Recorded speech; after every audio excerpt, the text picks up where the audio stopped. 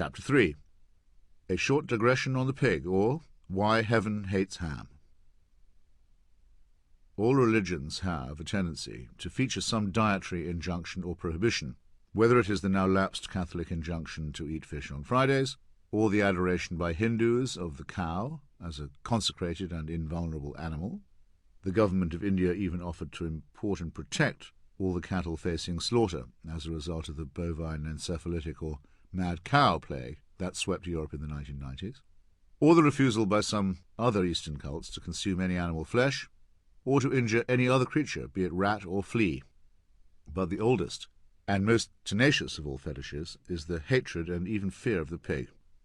It emerged in primitive Judea and was for centuries one of the ways, the other being circumcision, by which Jews could be distinguished. Even though Surah 5 verse 60 of the Quran condemns particularly Jews, but also other unbelievers, as having been turned into pigs and monkeys, a very intense theme in recent Salafist Muslim preaching, and the Quran describes the flesh of swine as unclean or even abominable, Muslims appear to see nothing ironic in the adoption of this uniquely Jewish taboo.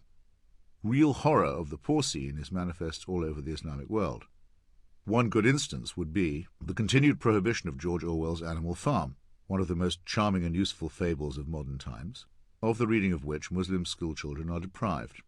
I've perused some of the solemn prohibition orders written by Arab education ministries, which are so stupid that they fail to notice the evil and dictatorial role played by the pigs in the story itself.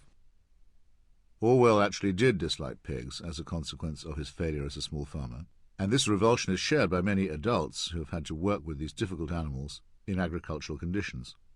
Crammed together in sties, pigs tend to act swinishly, as it were, and to have noisy and nasty fights. It's not unknown for them to eat their own young and even their own excrement, while their tendency to random and loose gallantry is often painful to the more fastidious eye.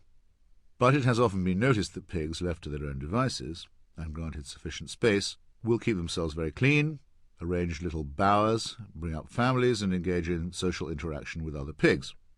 The creatures also display many signs of intelligence, and it has been calculated that the crucial ratio between brain weight and body weight is almost as high with them as it is in dolphins. There is great adaptability between the pig and its environment, as witness wild boars and feral pigs, as opposed to the placid porkers and frisky piglets of our more immediate experience. But the cloven hoof, or trotter, became a sign of diabolism to the fearful, and I dare say that it is easy to surmise which came first, the devil or the pig. It would be merely boring and idiotic to wonder how the designer of all things conceived such a versatile creature, and then commanded his higher mammal creation to avoid it altogether or risk his eternal displeasure.